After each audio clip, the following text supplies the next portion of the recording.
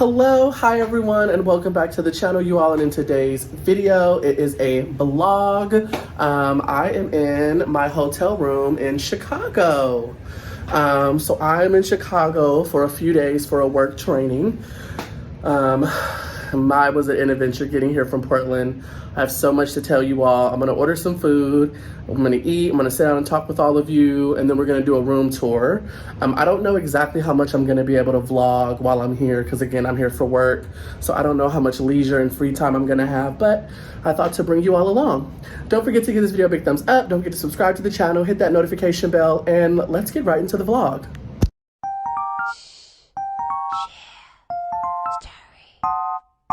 All right, hello. I'm looking wild, I'm looking crazy, you all, but it's nighttime, as you all can see here in Chicago. It's 9:15, and I am about to edit a little visual while I'm here before I go to bed and all that kind of stuff. Like I previously said, when I first got here, I found some food.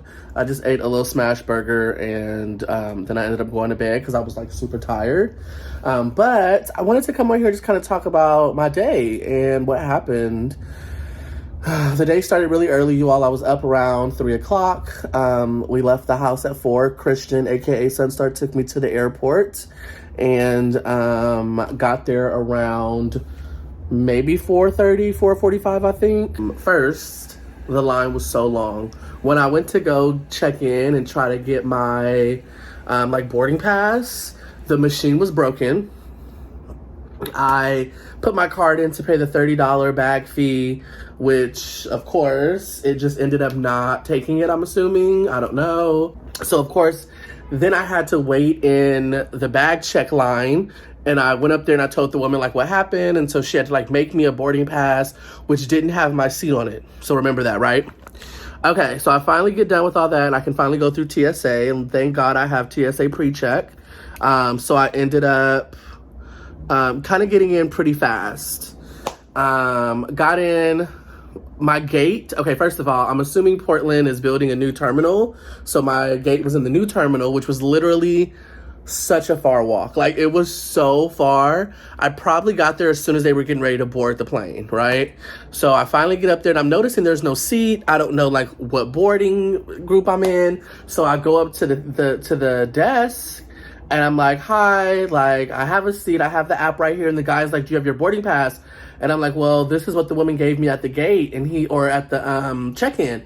And he goes, oh, you don't have a seat. And I go, what do you mean I don't have a seat? And he goes, you don't have a seat. You're going to have to wait here until we can assign a seat. And the plane is full. And I'm like, okay. So finally another woman comes up, and I'm just standing there, and she's like, hi, have you been helped? And I was like, well, I was like, sort of, kind of. I was like, the gentleman is telling me I don't have a seat. However, my company paid for this flight, and I picked my seat when we paid for the flight. So I'm confused. So I showed her my phone that said 17F. And she goes, oh, I don't even think we have a 17F.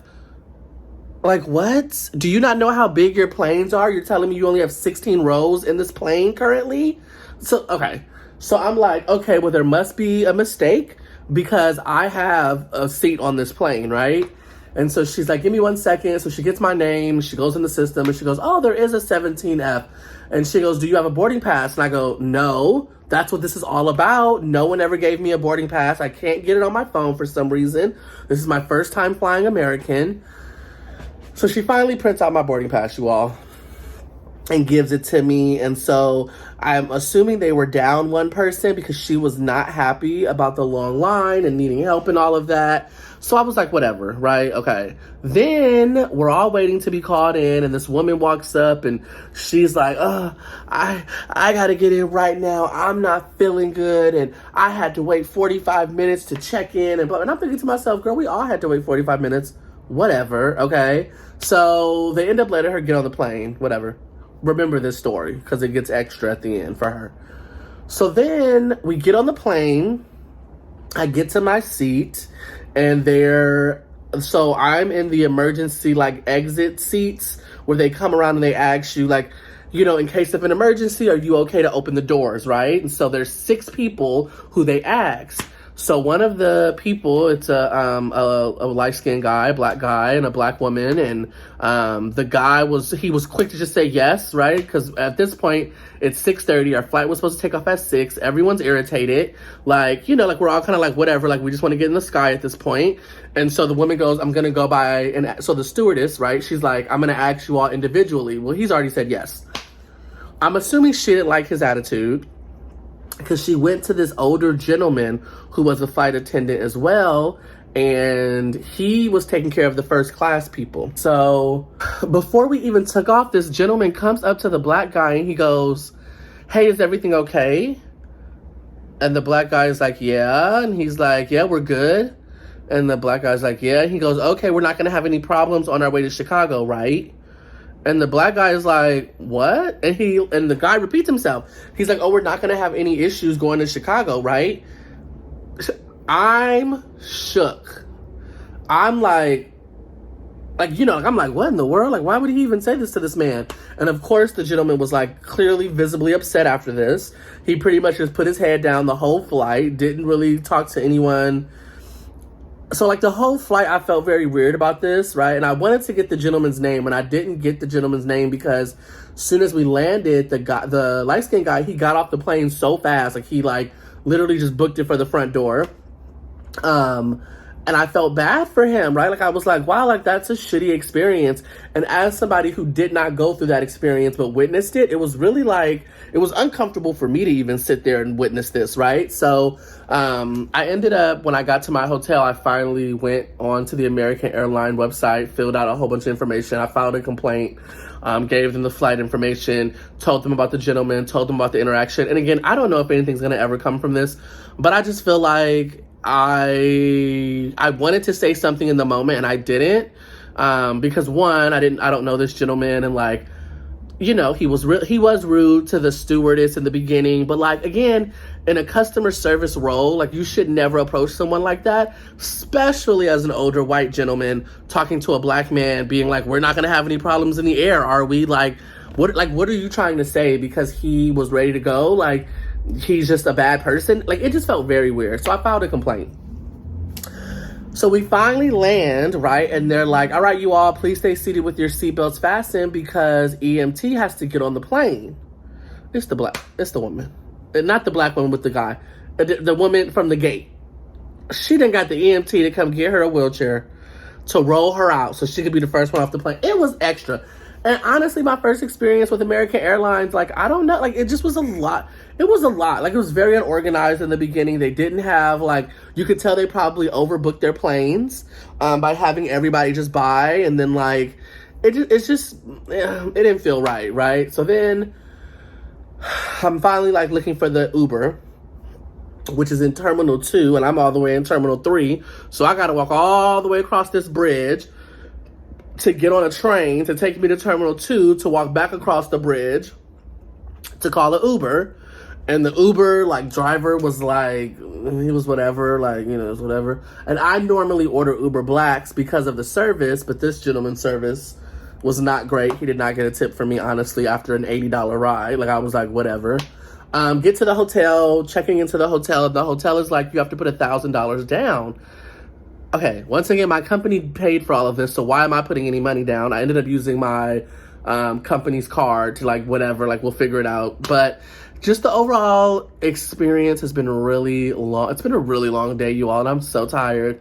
And so, of course, I came to my room, like I said, ate, fell asleep, and now I'm just about to edit a little video before probably going back to sleep, because tomorrow is day 1 of training at 11, so I'm really excited. But yeah, just wanted to kind of give you all an update. Again, I don't know where this vlog is going to go. I don't know how much I'm going to be able to vlog. I don't know how much of Chicago I'm going to see outside of training, but I will try to give you all daily updates to let you know. It just might be a hotel vlog this whole time, but we will see.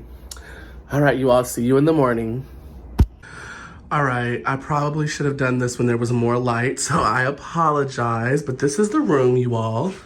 Little, like, kitchen area.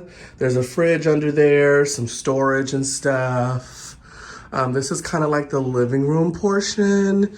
Beautiful chair, TV, little desk.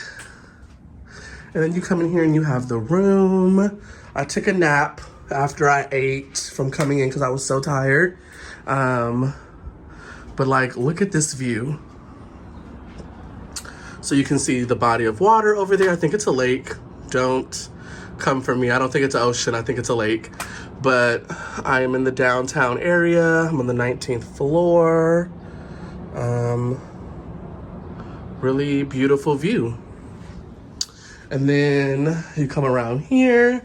We have our little closet and our little vanity area to get ready and stuff. And then we have the bathroom. Just a regular bathroom, shower. And then of course this door leads back out to the living room area.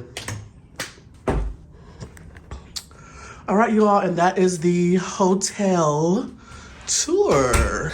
All right, you all, I am heading to the last day of my training for work. I've been away from the camera because of course I'm working, but I'm hoping to come on a little bit later on today. We'll see.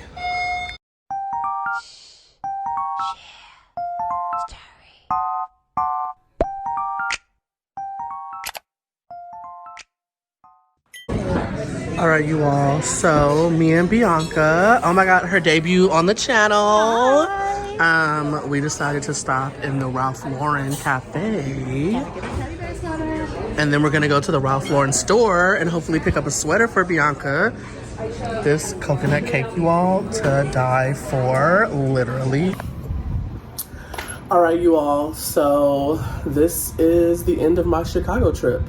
I came here, like I said, for a work training, and did just a few things, didn't do a lot. I mostly kind of just spent time in the hotel, filmed some content, edited, you know, just kind of took some me time.